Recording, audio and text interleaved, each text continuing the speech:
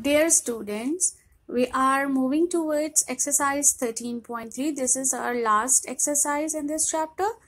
और इसमें हम जो फॉर्मूला यूज करेंगे या हम जिसकी वैल्यूज निकालेंगे वो है volume of a cube. Cube का हमें वॉल्यूम मालूम करना है. As you know that the one side of a cube measure S. And the other rest of the two sides are also equal to S. For example, length, width और height जो है वो इसमें हमेशा बराबर होती है. उसकी sides जो है वो तीनों sides जो है वो बराबर होती हैं. तो वॉल्यूम का मतलब होता है कि जितना उस शेप ने जगह ऑक्युपाइड की हुई हो, जितना अमाउंट उसने ऑक्युपाई किया हुआ हो, आपको वो मालूम करना है. Find the volume of a cube when the measure of one side is given. This is the question number 1. अब इसमें एक साइड गिवन है 5 सेंटीमीटर. सिंपली आपको क्या करना है, आपको वॉल्यूम ऑफ अ क्यूब मालूम करना है. उसमें एक साइड गिवन है 5 सेंटीमीटर. तो अल्टीमेटली तो दो साइड्स होंगी वो भी 5 सेंटीमीटर्स के ही बराबर होंगी. First of all you make the formula V is equals to S is to S is to S.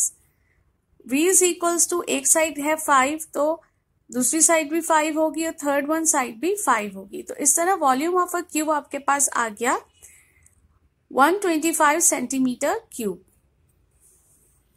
इसी तरह से आपको क्वेश्चन नंबर 2, 3, 4, 5 अपनी कॉपी में करने हैं और it's very simple. you have a different values of a sides or volume of a cube, and you have to put the value into this formula and then you will get the answer. ये आप इसी तरह से question number 1, 2, 3, 4, 5 कर लेंगे. उसके बाद हम करेंगे question number 2. Find the cost of an iron cube at the rate of ₹20 per cubic meter when length of one side is 1.5 centimeter. आपको मालूम करना है find the cost of an iron cube. एक आयरन क्यूब है, आपको उसकी cost मालूम करनी है और उसकी जो पर क्यूबिक वो है ₹20 पर क्यूबिक मीटर. मतलब कि उसकी जो एक मीटर जो उसकी लेंथ है वो है कॉस्ट, वो है 20 पर क्यूबिक मीटर. तो हमें एक साइड गिवन है 1.5 मीटर. कॉस्ट रेट उसका है ₹20 पर क्यूबिक मीटर और वॉल्यूम हमें मालूम करना है और कॉस्ट भी हमें पता करनी है, टोटल कॉस्ट. तो फॉर्मूला हमारे पास है V is equals to S is to S is to S. Heading डालेंगे उसके बाद सोल्यूशन की. then you will write the value of sides 1.5 is to 1.5 is to 1.5. ये तीनों एक दूसरे के साथ मल्टीप्लाई होंगे तो आपके पास आ जाएगा volume of a cube, iron cube 3.375 metre square. Cost of 1 metre cube of iron cube ₹20 है. तो 3.375 metre cube of iron cube कितने के बराबर हो जाएगा? हमें गिवन है कि 1 मीटर जो है वो ₹20 के बराबर है. तो 3.375 मीटर जो है वो उस 20 से मल्टीप्लाई होगा तो हमारे पास उस पूरे आयरन क्यूब की टोटल कॉस्ट पता हो जाएगी. इन दोनों को मल्टीप्लाई कर देंगे आपस में तो हमारे पास आ गया ₹67.5. The cost of 3.375 metre cube जो है पूरा उसके जो टोटल कॉस्ट है वो ₹67.5 है. ये आपका आंसर हो गया. आई होप कि आपको ये समझ आ गया होगा कि इसको किस तरह से किया है. सिंपली हमें मालूम करना था कॉस्ट ऑफ आयरन क्यूब और हमें 1 मीटर की जो उसकी जो कॉस्ट दी गई थी वो थी ₹20.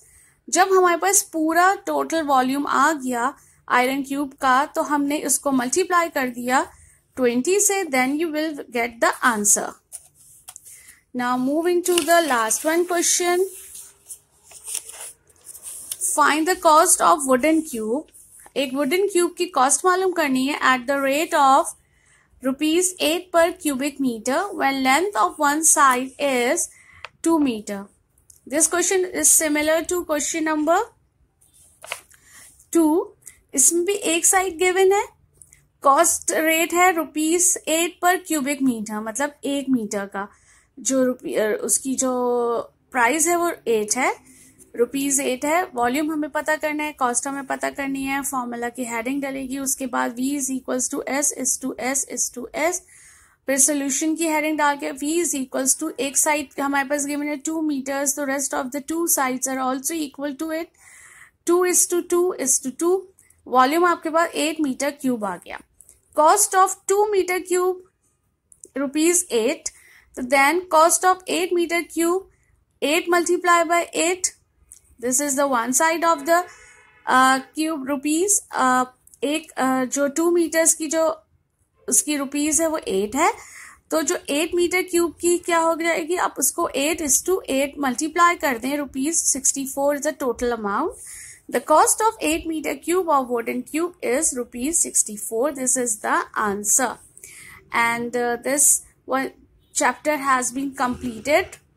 Right now I hope कि आप इसको winter vacations में पूरा complete कर लेंगे और फिर उसके बाद हम नया chapter start करेंगे after vacations.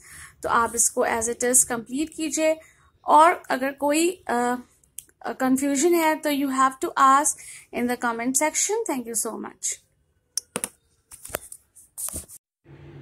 Now it's time to write the definition of the quadrilateral. आपने तमाम exercises कर ली हैं. At the end of this exercises आप ये definition अपनी कॉपी में ही लिखेंगे. quadrilateral की heading डालने के बाद आप first 2 points जो हैं वो उसके definition के लिखे जाएंगे, दोनों points. उसके बाद third one है vertices of a quadrilateral, fourth है sides of a quadrilateral.